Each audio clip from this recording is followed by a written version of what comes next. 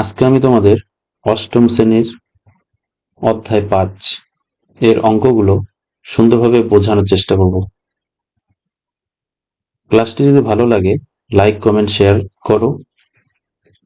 ভিডিওটি Facebook page থেকে দেখলে ফলো এবং ইউটিউব থেকে দেখলে চ্যানেলটি সাবস্ক্রাইব করে রাখবে। কথা না বাড়িয়ে চলো ক্লাসটি শুরু করা যাক।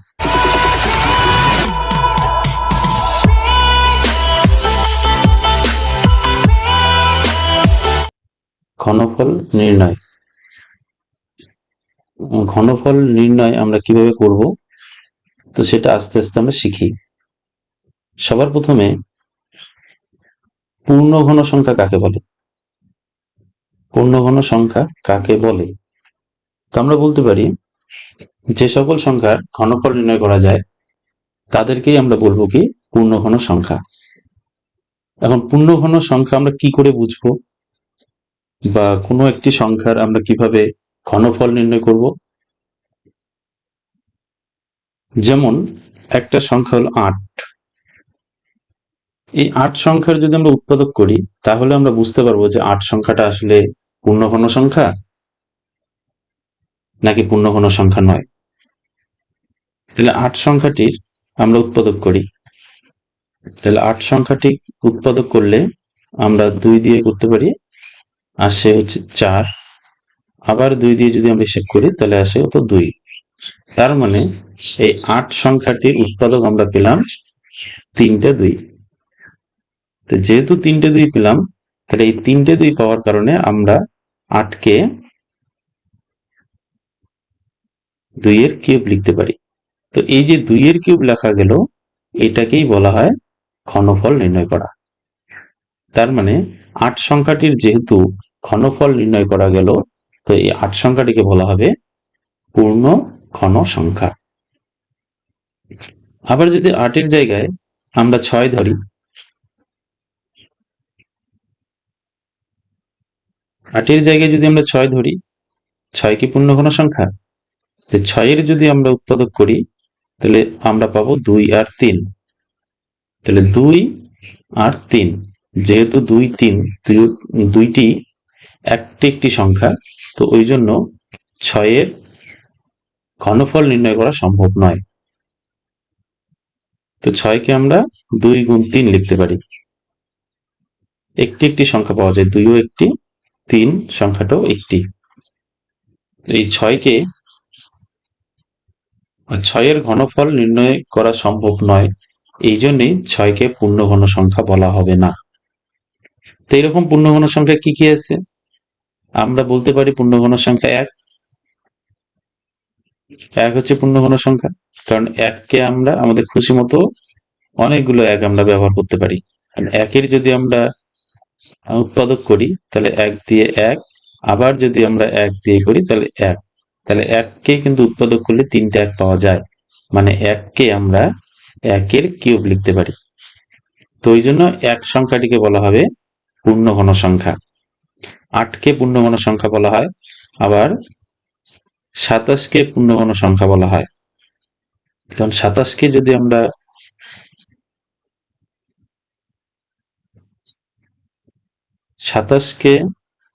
যদি আমরা উৎপাদক করি, ৩ দিয়ে আমরা করতে পারবো ৯, আবার ৩ দিয়ে করতে পারবো ৩। তার মানে ২৭কে আমরা লিখতে পারি ৩-এর কিউব।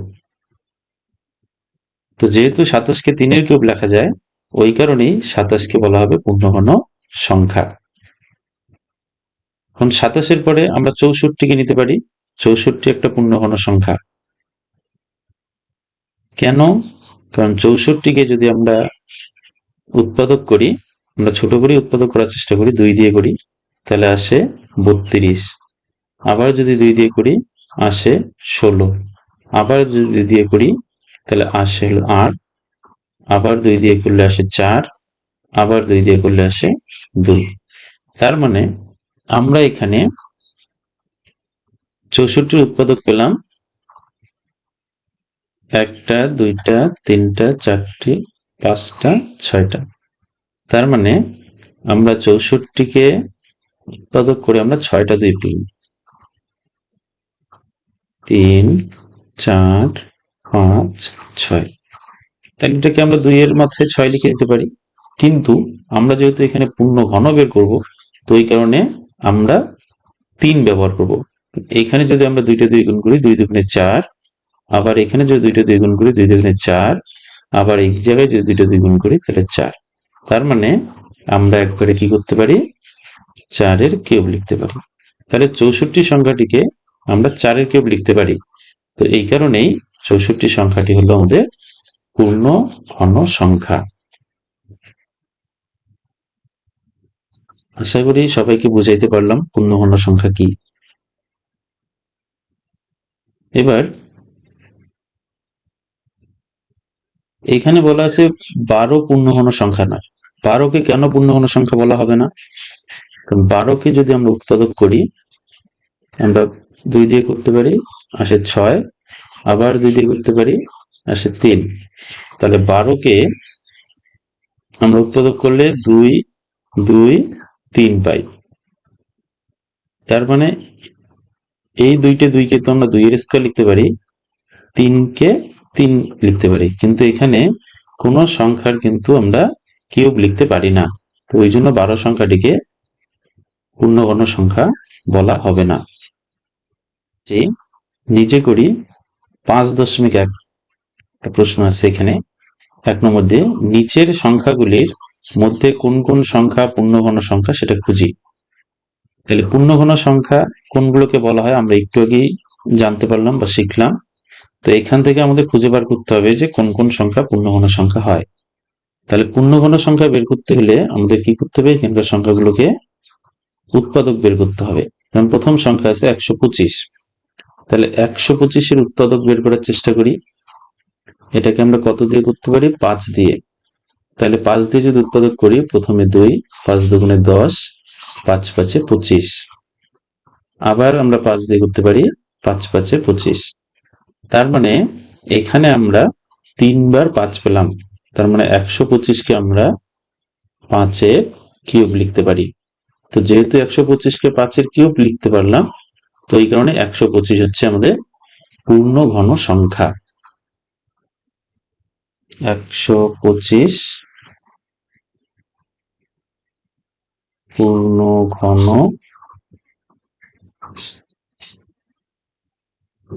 সংখ্যা। এবার আসি 500, পরবর্তী সংখ্যা আছে 500।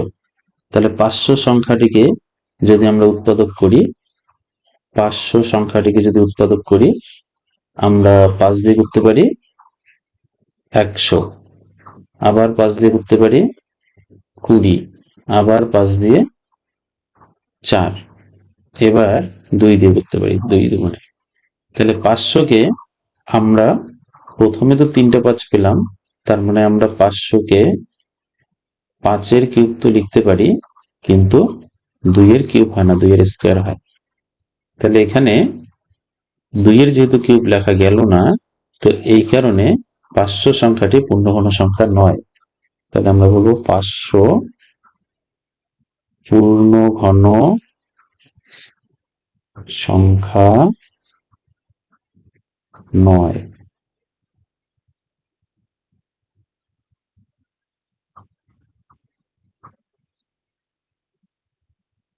এবার আসি 64।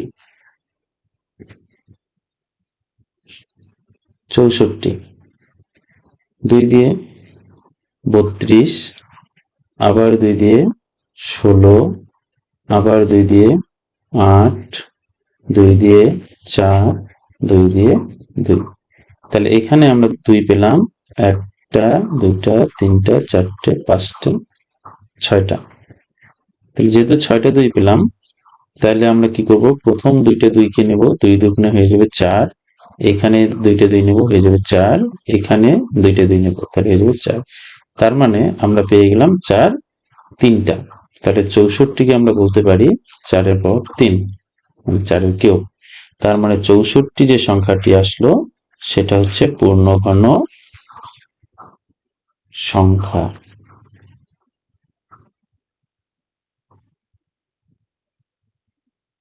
এরপরে 7 এর পাওয়ার 3 বা 7 এর কিউব। তাহলে আমরা জানি যে কোনো সংখ্যার কিউব থাকা মানেই সেটাকে আমরা পূর্ণ ঘন সংখ্যা বলি। তাহলে এখানে 7-এর কিউব তো দিয়ে দেওয়া আছে, তাহলে 7-এর কিউব কি হবে? পূর্ণ ঘন সংখ্যা।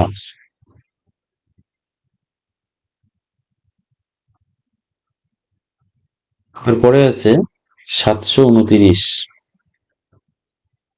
729, তাহলে 729 সংখ্যাটিকে আমরা উৎপাদক করি। 729 কত দিয়ে আমরা এটাকে করতে পারি? 9 দিয়ে। 8 নং 72, 9 একে 9, আবার 9 দিয়ে করতে পারি 9 নং 81। তার মানে 729কে আমরা 9-এর কিউব লিখতে পারি। যেহেতু 9-এর কিউব লেখা যায়, তাহলে 729 সংখ্যাটা হলো পূর্ণ ঘন সংখ্যা। 729 পূর্ণ ঘন সংখ্যা।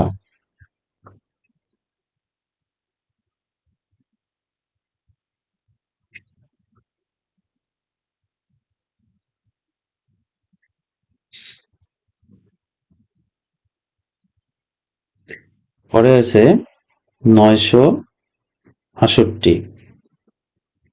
তাহলে 968কে আমরা উৎপাদক করি। 968 এটাকে আমরা 2 দিয়ে করতে পারি। 4 দুগুণে 8, 8 দুগুণে 16, 4 দুগুণে 8।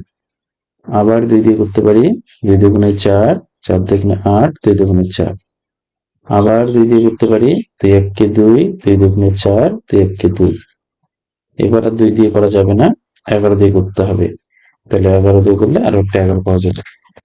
তার মানে এখানে 968কে আমরা লিখতে পারি, যেহেতু 2 পাওয়া গেল 3টা, তাহলে 2 এর মাথায় আমরা 3 লিখতে পারি। কিন্তু 11 পাওয়া গেল 2টো, তাহলে 11 মাথায় 2 লিখবো। তাহলে যেহেতু 11-র পাওয়ারে আমরা 3 লিখতে পারলাম না, তো এই জন্যই 968কে পূর্ণ ঘন সংখ্যা বলা হবে না। পূর্ণ ঘন সংখ্যা নয়।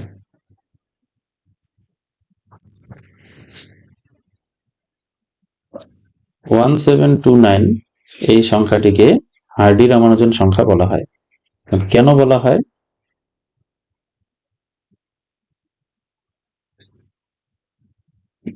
দেখো, কোনো এক সময় বিখ্যাত গণিতবিদ জি.এইচ. হার্ডি ভারতের বিখ্যাত গণিতজ্ঞ রামানুজনের সাথে দেখা করতে গিয়েছিলেন।